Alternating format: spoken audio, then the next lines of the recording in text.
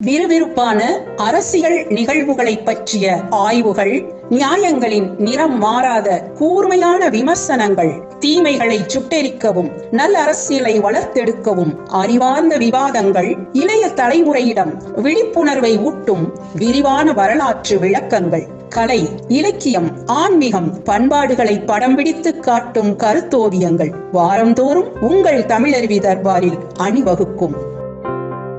தலைமை பண்புகள் குறித்து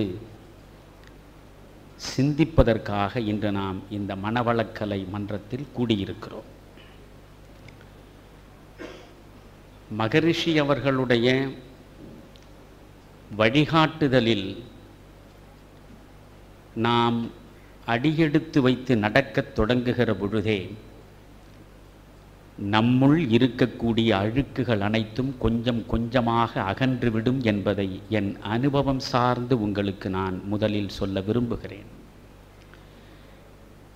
கல்வி என்றால் என்ன என்ற புரிதல் அற்றுப்போன இன்றைய சமூகத்தில் நாம் வாழ்ந்து கொண்டிருக்கிறோம். நான் எழுதுகிற பொழுது கூட தெளிவாக சொல்லியிருக்கிறேன், பணத்தை தேடுவதற்கான ஒரு கருவியாக இருப்பதற்கு பெயர் கல்வி அல்ல. கல்வியின் நோக்கம் பணம் தேடுவதும் அல்ல. எந்த மண்ணில் நாம் வாழ்ந்து கொண்டிருக்கிறோம் என்பதை முதலில் நாம் புரிந்து கொள்ள வேண்டும். கல்வியையும் உணவையும் மருந்தையும் இலவசமாக வழங்கிய மண் இது.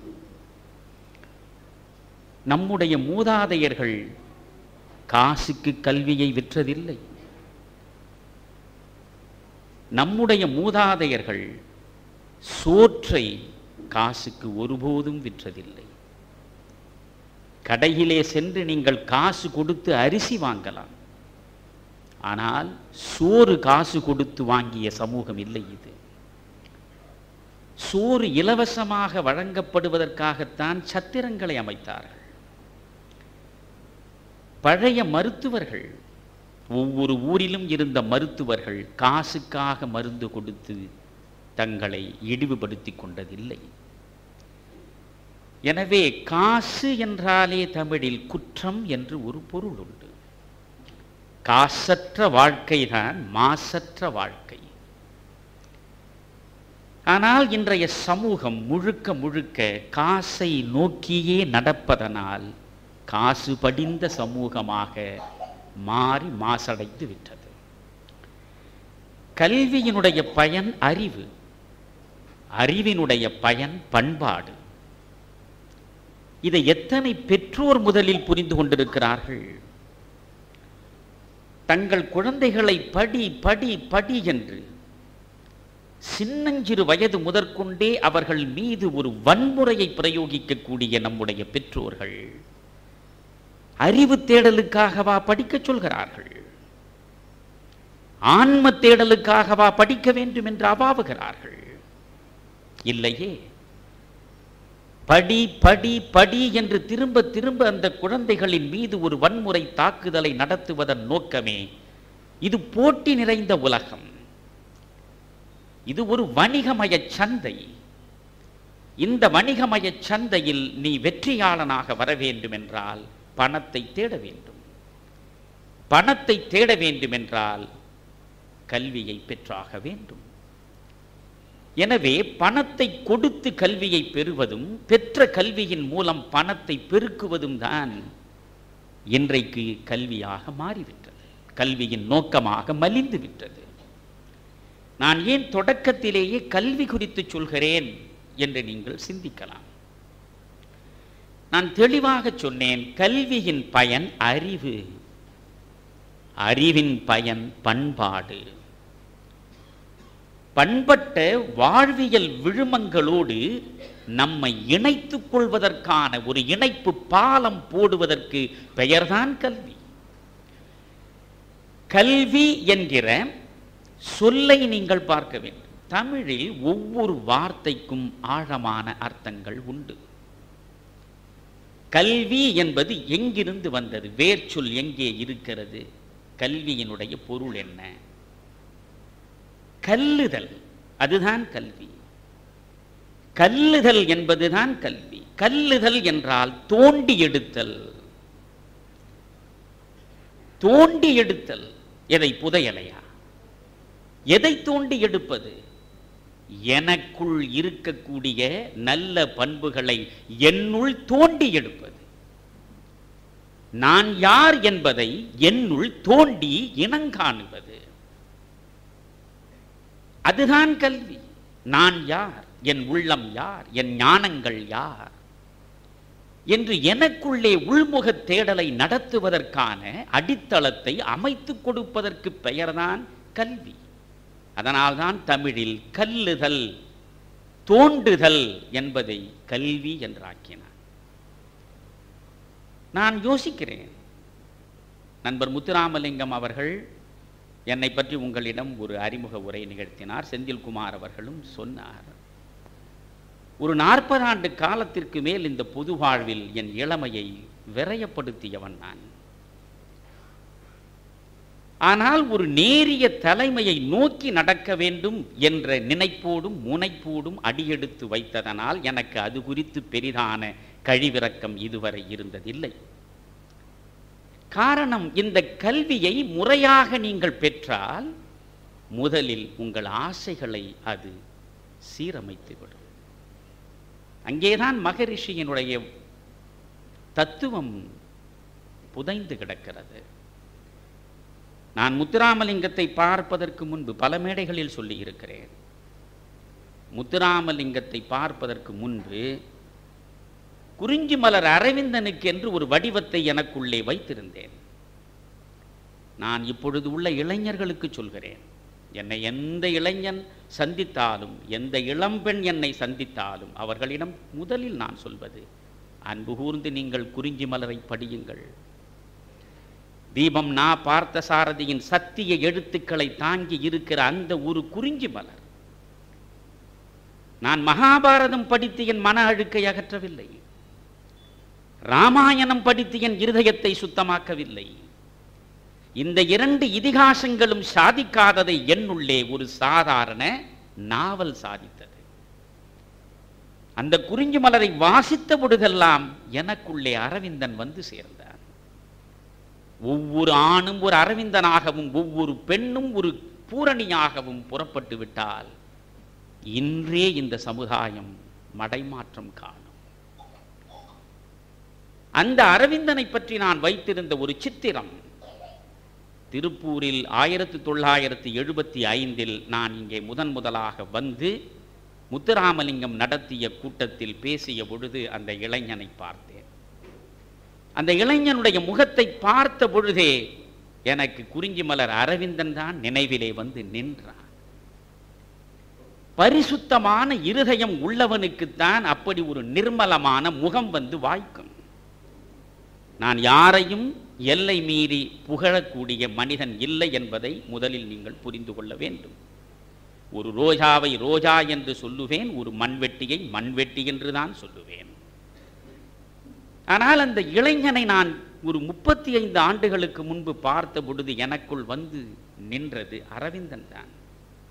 இன்று வரை தன்னுடைய வாழ்க்கை பழுதுபடாமல், தன்னுடைய விழுமங்களை சேதமடைய விடாமல் இந்த சமூக வீதியில் வலம் வருகிற அந்த மனிதனுக்கும் எனக்கும் ஒரு 35 ஆண்டு கால நெருக்கமான தொடர்பு இருப்பது குறித்து, நட்பு இருப்பது குறித்து நான் நெஞ்சத்தளவில் என்றும் நெகிழ்ந்து நிற்கிறேன். என் எதிரே நண்பர் நாகராஜன் இருக்கிறார். இந்த நாகராஜன் என்கிற ஒரு நண்பரை நான் சந்திக்கிற பொழுது அவர் செல்வச் செழிப்பான ஒரு மனிதராகத்தான் பார்த்தேன்.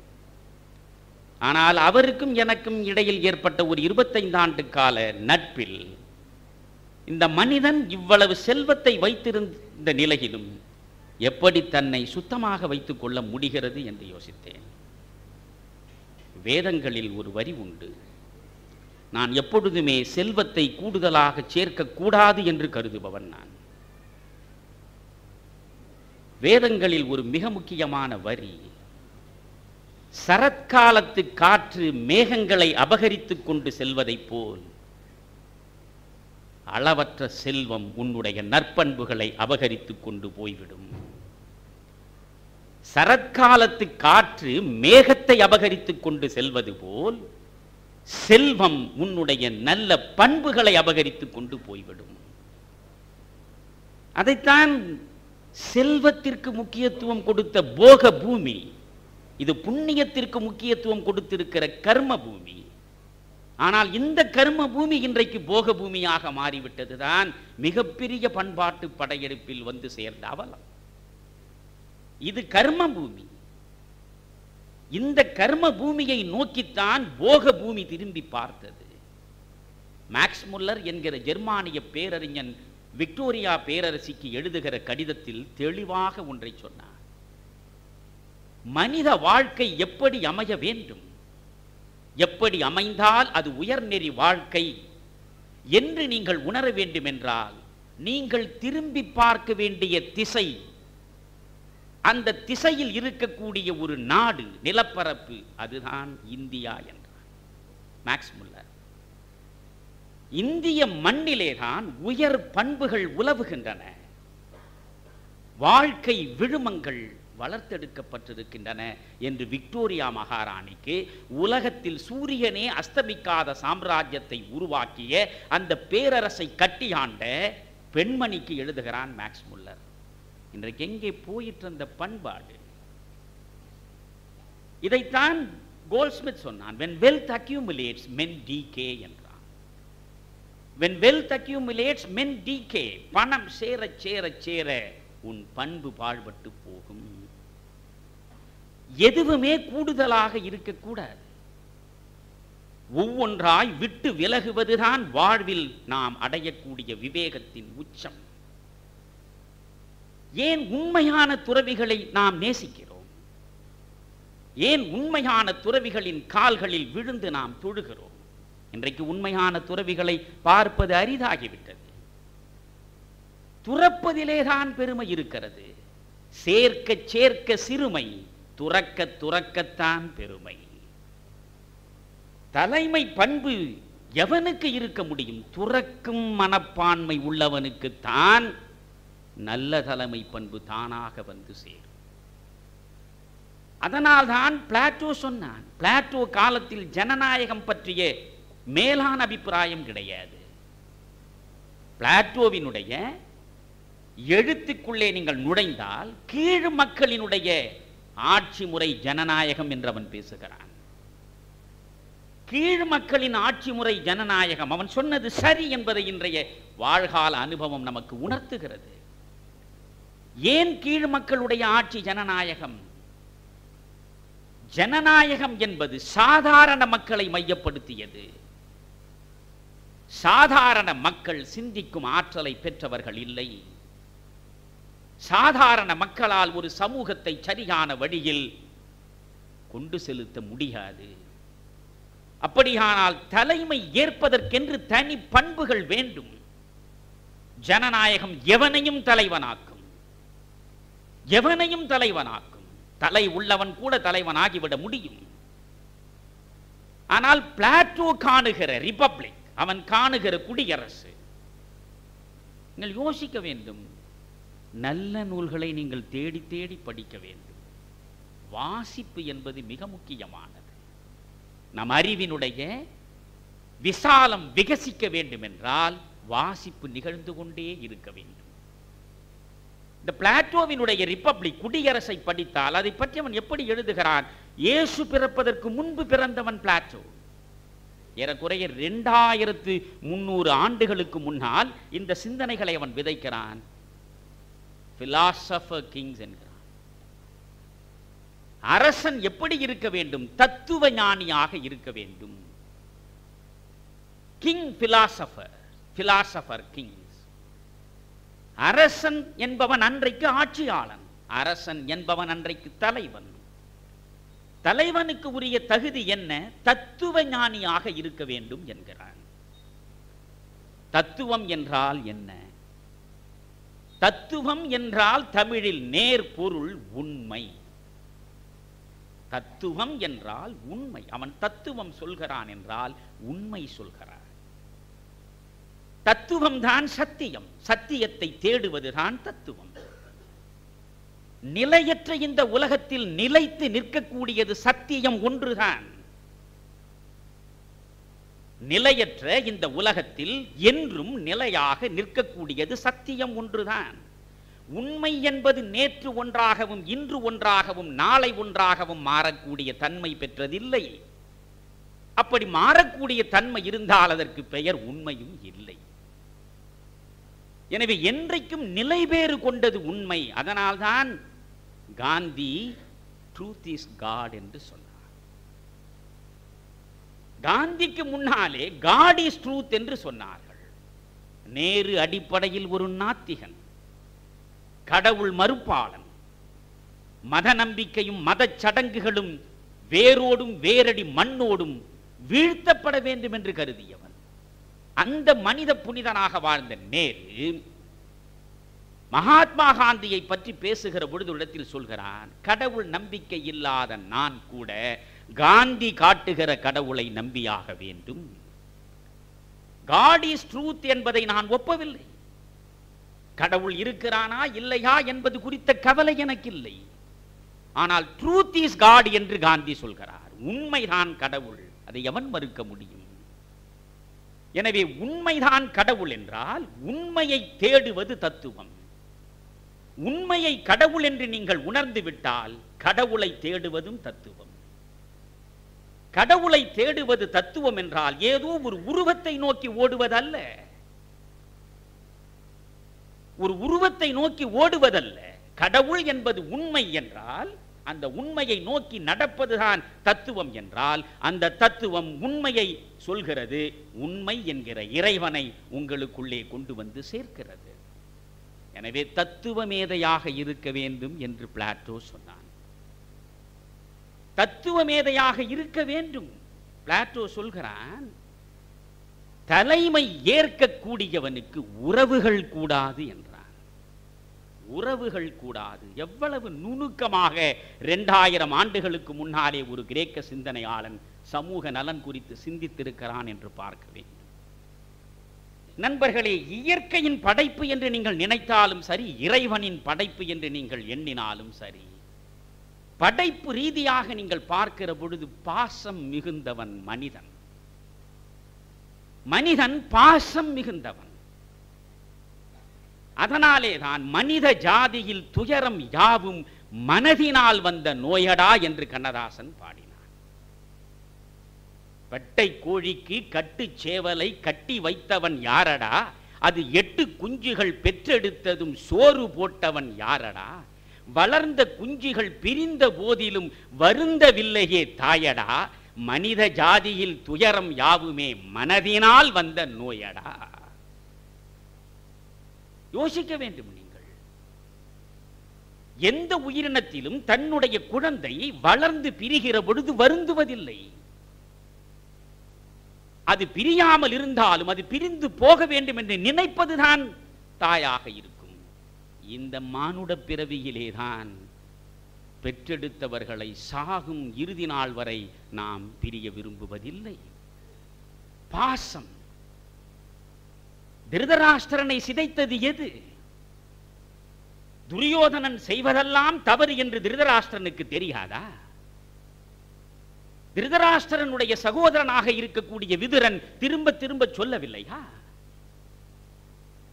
நீதி உணர்ந்த விதுரன் என்று பேசுவான் பாரதி. பாஞ்சாலி சபதத்தை நீங்கள் படித்தால் நீதி அறிதல் என்பது வேறு, நீதி உணர்தல் என்பது வேறு. இதே ராவணனிடம் கும்பகர்ணன் பேசுகிற பொழுது கூட நீ தவறு செய்யலாமா, மாற்றான் மனைவியின் மீது நீ மையல் கொள்ளலாமா என்ற கேள்வியை வைப்பதற்கு முன்பு அவன் என்ன சொல்கிறான்? 1000 மறை பொருள் உணர்ந்து அமைந்தவன் நீ. 1000 மறை பொருள் அறிந்து அமைந்தவன் என்று சொல்லவில்லை. தமிழில் ஒவ்வொரு வார்த்தைக்கும் அர்த்தம் உண்டு. 1000 மறை பொருள் உணர்ந்தவன். அறிதல் வேறு, உணர்தல் வேறு. நாம் பலவற்றை அறிகிறோம், அறிந்து அடுத்த கணமே மறந்து விடுகிறோம். ஆனால் உணர்தல் என்பது மனம் சார்ந்தது. மனத்துக்குள்ளே போய் அது உட்கார்ந்து விட்டால் அது உங்களை வழி நடத்தும். 1000 மறைபொருள் உணர்ந்தவன் அல்லவா என்றான். எனவே இது மிக முக்கியமானது. ஒரு தலைமை பண்பு இருக்க வேண்டும் என்றால் உறவுகளின் மீது எல்லையற்ற அன்பு கொள்ளலாகாது. பாரதம் திருதராஷ்டிரன் மூலமாக சொல்லும் செய்தி இதுதான். தர்மம் உணர்ந்த விதுரன் சொல்வதை திருதராஷ்டிரனாலே அறிய முடிகிறது. ஆனால் துரியோதனனை தவிர்க்க முடியவில்லையே. துரியோதனன் செய்யக்கூடிய அனைத்து தீமைகளுக்கும் உடனிருந்துதானே அவனாலே ஆதரவு கரம் நீட்ட முடிந்தது என்றால் அதற்கு காரணம் பெற்ற பாசம். பிளாட்டோ சொல்கிறான், நீ ஆட்சி கட்டிலில் அமருகின்றாய் என்றால் உனக்கு உறவுகள் கூடாது. அதனால் தான் பிலாசபர்ஸ் கிங்ஸ் என்றான். மனைவி கூடாது என்றான், உறவு கூடாது என்றான். பிளாட்டோவை படித்துவிட்டு மனைவியை மறுத்தவர் இல்லை காமராஜர். ஆனால் காமராஜருக்கு இயல்பிலேயே அது வந்து வாய்த்தது. ஜெயப்பிரகாஷ் நாராயண், நான் பல நேரங்களில் சொல்லுவேன், மகாத்மாவை விடவும் ஒருபடி மேலாக நான் ஜேபியை நினைப்பவன். இதை வினோபா பாவேவே ஒரு நான் போற்றும் நல்லவர்கள் என்று ஒரு புத்தகம் எழுதியிருக்கிறார். அவற்றையெல்லாம் நீங்கள் படிக்க வேண்டும். ஜேபியை பற்றி அவர் எழுதுகிற பொழுது சொல்கிறார், பதவிகள் எத்தனை இந்த மனிதனை தேடி தேடி வந்து சுற்றி சுற்றி அவன் முன்னாலே வந்து நின்ற போதும் அவற்றை துச்சமென தூக்கி எறிந்து விட்டு இறுதி வரை மக்கள் நலனுக்காகவே வாழ்ந்த மனிதன் ஜேபி என்கிறார். ஜேபி நினைத்திருந்தால் இந்த தேசத்தில் நேருவுக்கு பிறகு பிரதம அமைச்சராக இருந்திருக்க முடியும். வரவில்லை. ஜேபி நினைத்திருந்தால் இந்தியாவின் குடியரசுத் தலைவராக இருந்திருக்க முடியும். ஆசைப்படவில்லை.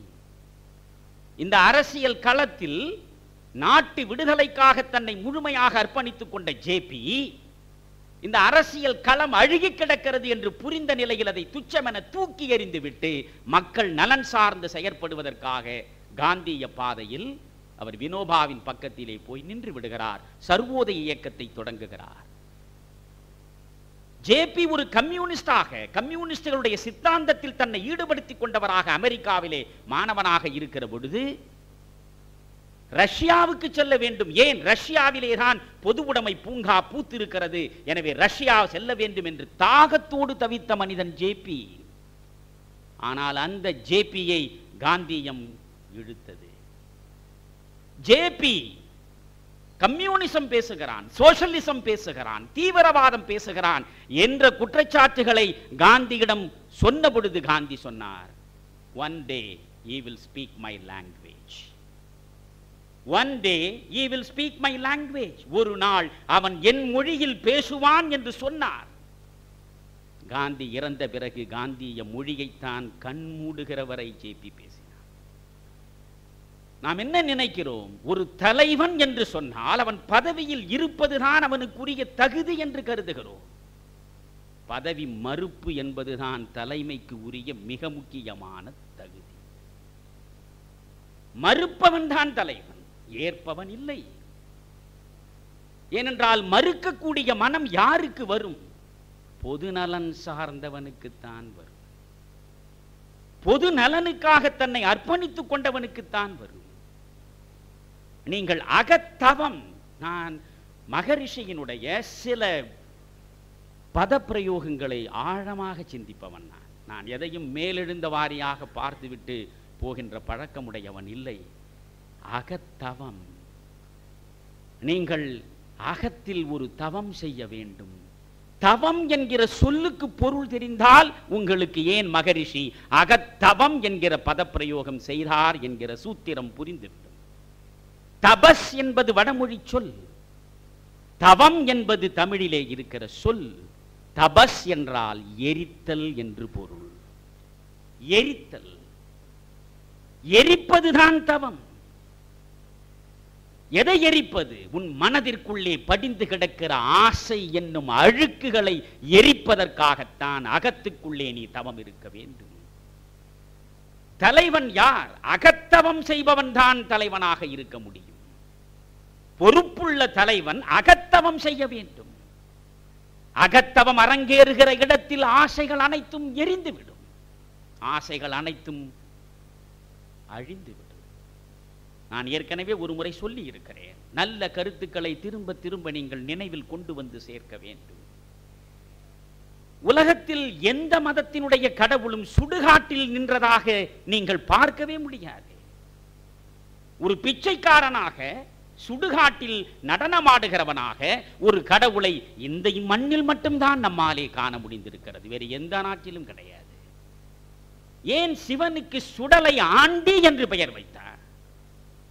ஆண்டியாக இருப்பதுதான் மனித சமூகத்தை வழிநடத்துவதற்கு சரியான கோலம். அரசனாக இருப்பது அல்ல, ஆண்டியாக இருப்பதுதான். அவன் சுடலையிலே இருக்கிறான்.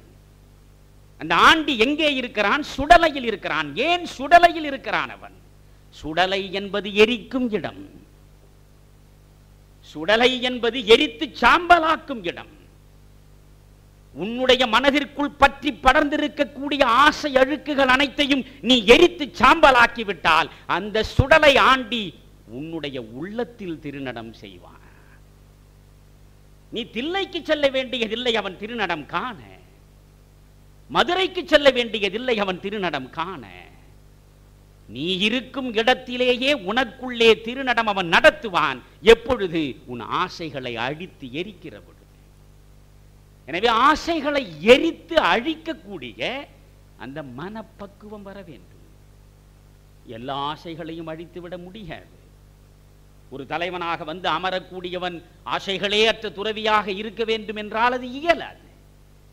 இயலாத எதையும் சொல்லுகிற ஒரு வழக்கத்தை மகரிஷி தன் வாழ்க்கையில் வைத்திருக்கவில்லை. அது மகரிஷியினுடைய மிக முக்கியமான பாராட்டத்தக்க அம்சம். இஸ்லாமினுடைய மிக முக்கியமான பாராட்டத்தக்க அம்சமாக நான் பார்ப்பது, நபிகளாருடைய பொன்மொழிகளாக இருந்தாலும் சரி, திருமறையாக இருந்தாலும் சரி, படித்தால் கூடுமானவரை மனிதன் பின்பற்றக்கூடிய,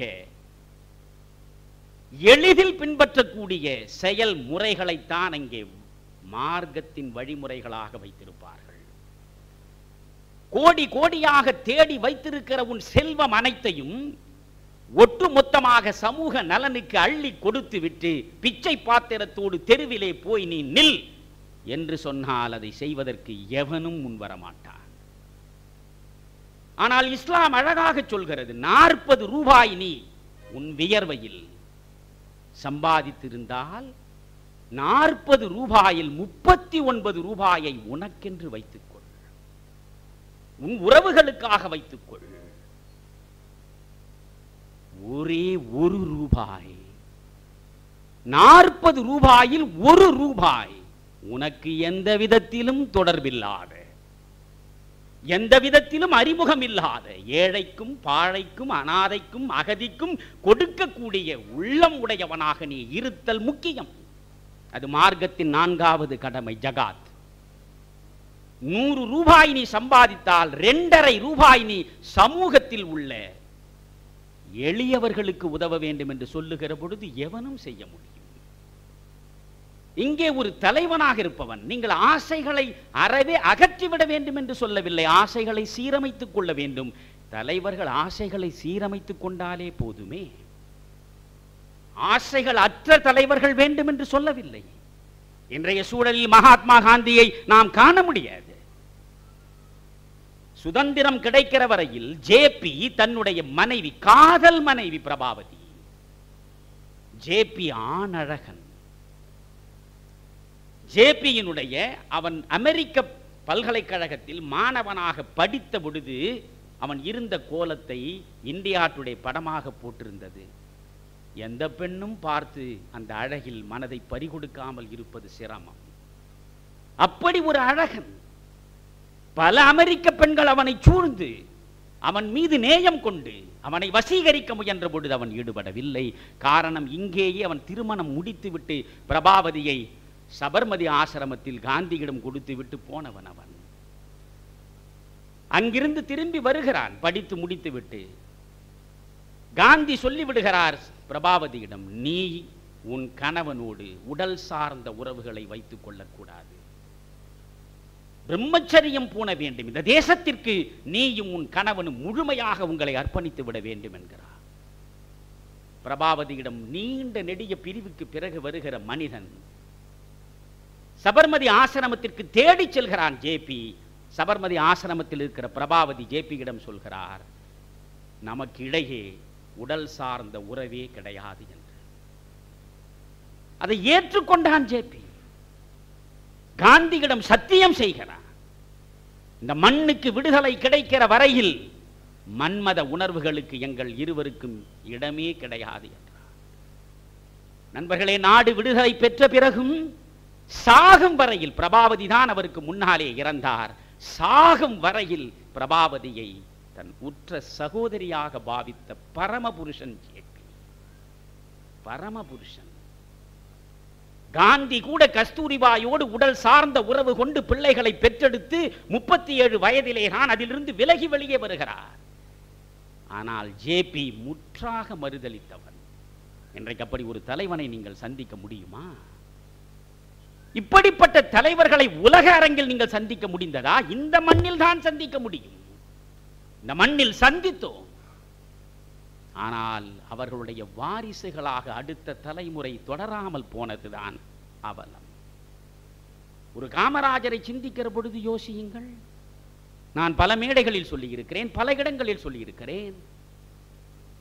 12 ஆண்டு காலம் நாடாளுமன்ற உறுப்பினர், 15 ஆண்டு காலம் சட்டமன்ற உறுப்பினர், 5 ஆண்டு காலம் அகில இந்திய காங்கிரஸ் கமிட்டியின் தலைவர், 9 ஆண்டு காலம் தமிழ் சமுதாயத்தினுடைய முதலமைச்சர். ஒரு முதலமைச்சர் நினைத்தால் ஒரு மாநிலத்தில் என்னென்ன செய்ய முடியும் யோசியுங்கள்.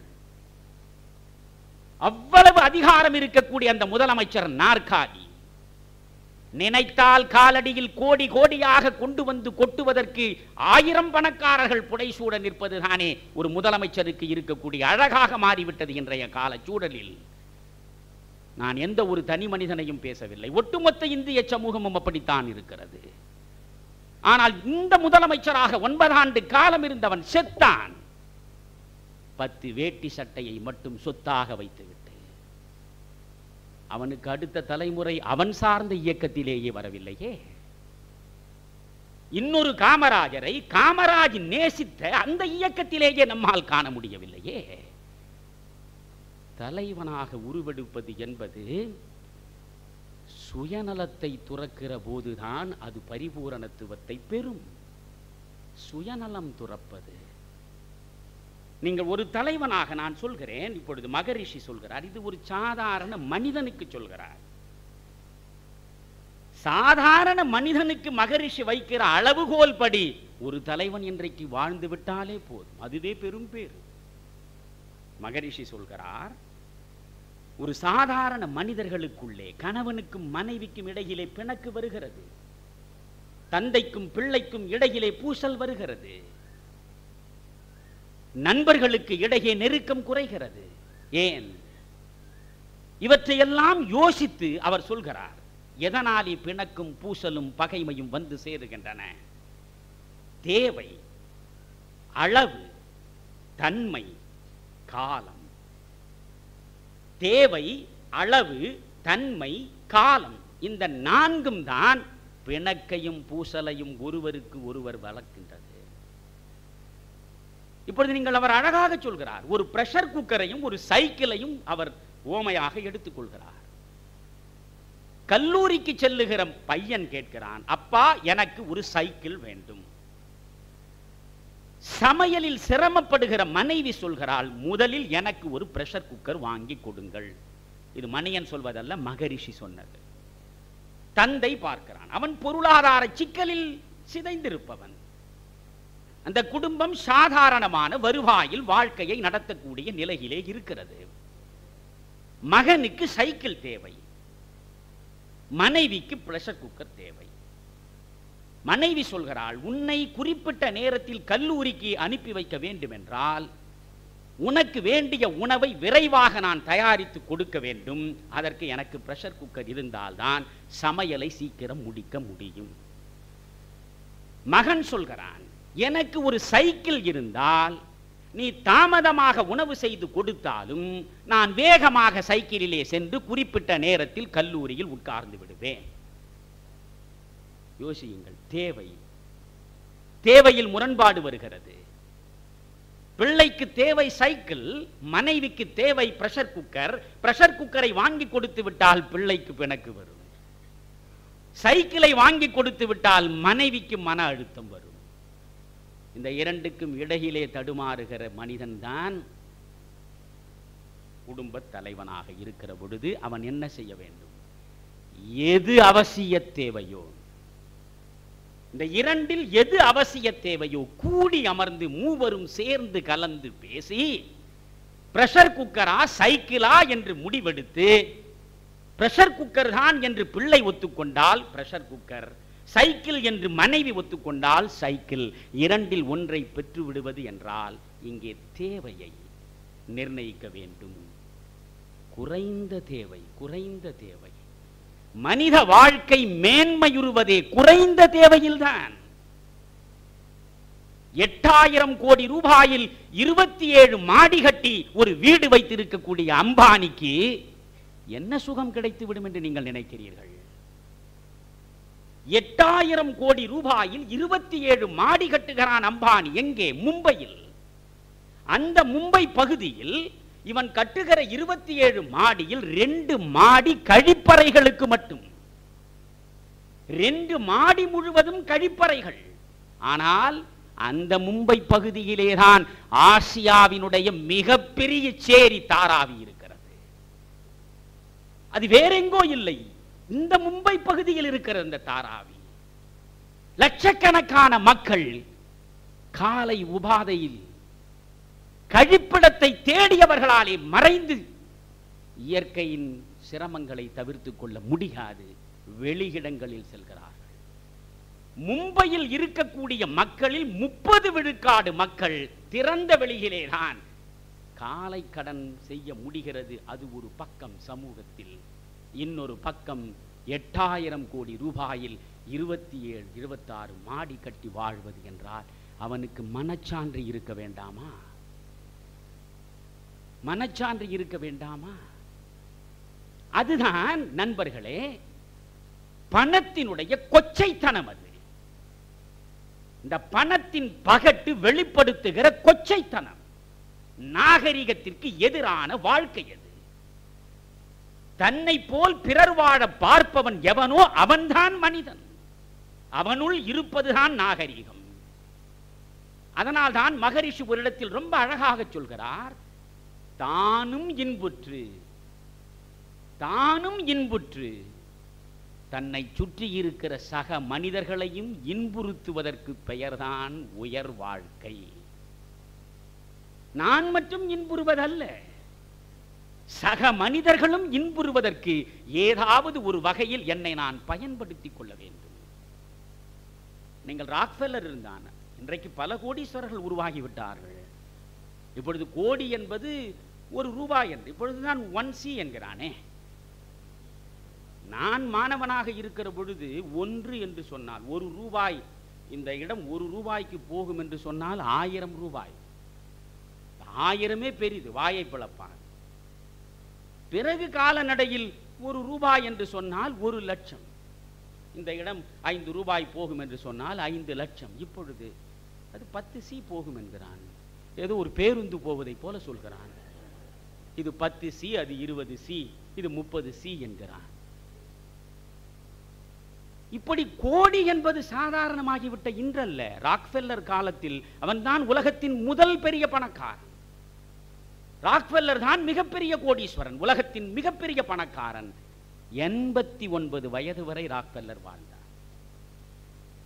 89 வயது வரை இடையறாமல் சலிப்பில்லாமல் பணியாற்றி வாழ்ந்தார். ஏதோ உலகத்தில் தனியாக ஒரு மனிதர் மட்டும்தான் ஓய்வே இல்லாமல் சலிப்பே இல்லாமல் தொண்டாற்றி கொண்டிருப்பதாக நீங்கள் கருதாதீர்கள். உலகத்தில் எத்தனையோ மனிதர்கள் இப்படி இருக்கிறார்கள். ராக்ஃபெல்லர் விமானத்தில் பயணம் செய்கிற பொழுது கூட அவன் குறிப்பெடுத்துக் கொண்டு போகிறான். அவன் பக்கத்திலே இருக்கிற பயணி ராக்ஃபெல்லரை பார்த்து வியக்கிறான். என்ன நீங்கள் ஏதோ ஒரு கணக்கு போட்டுக் கொண்டிருக்கிறீர்களே, என்ன கணக்கு என்றான். என் நிறுவனங்கள் சார்ந்த கணக்கை இப்பொழுது போட்டுக் கொண்டிருக்கிறேன். நீங்கள் தான் கோடி கோடியாக சம்பாதித்து விட்டீர்களே, இந்த வயதில் இன்னும் ஏன் சிரமப்படுகிறீர்கள் என்றான். என் மகிழ்ச்சியே என் உழைப்பில் தான் இருக்கிறது என்று சொன்னான் ராக்ஃபெல்லர். சாகும் வரை உழைத்தான். 89 வயதில் அவன் சாகிற பொழுது அவன் வைத்திருந்த சொத்து 23 மில்லியன் பவுண்ட்.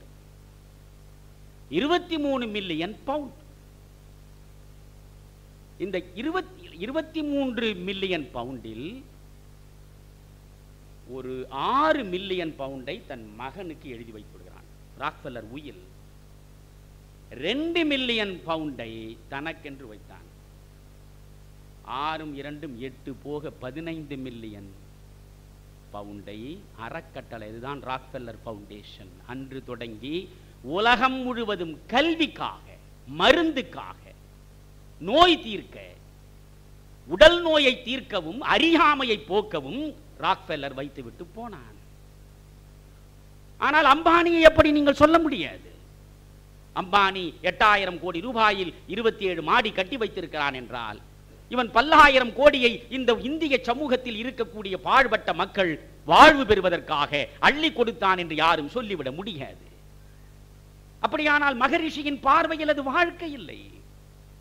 ஒரு பணக்காரனே தன்னலத்தோடு வாழ்ந்தால் அது வாழ்க்கை இல்லை என்றால், ஒரு சமூகத்தை நெறிப்படுத்துகிற, ஒரு சமூகத்தின் விதி எழுதுகிற தலைவன் எப்படி வாழ வேண்டும்? தலைவன் எப்படி இருக்க வேண்டும்? பற்றற்றவனாக இருக்க வேண்டும். ஆசை துன்பத்தை தரும் என்று சொல்லுகிற புத்தன், ஆசையே இல்லாமல் இந்த மண்ணில் மனிதன் வாழ முடியாது என்பதையும் அறிந்துதான் வைத்திருந்தான். அதனால் அவன் சொன்னான், ஆசைப்படு. எப்படி? உன்னை சுற்றி இருக்கிற மனித குலத்தின் துயரத்தை துடைப்பதற்காக ஆசைப்படு. உன்னை சுற்றி இருக்கிற மனித குலத்தின் துயரத்தை உன்னளவில் தீர்ப்பதற்காக செல்வத்தை சேர்க்கலாம். அந்த செல்வத்தை நீ உன்னை சுற்றி இருக்கிற மனிதர்களுக்கு பயன்படுத்த வேண்டும் என்பதுதான் இங்கே நான் சொன்னேன். மகரிஷியுடைய ஒன்று தேவை, இன்னொன்று அளவு.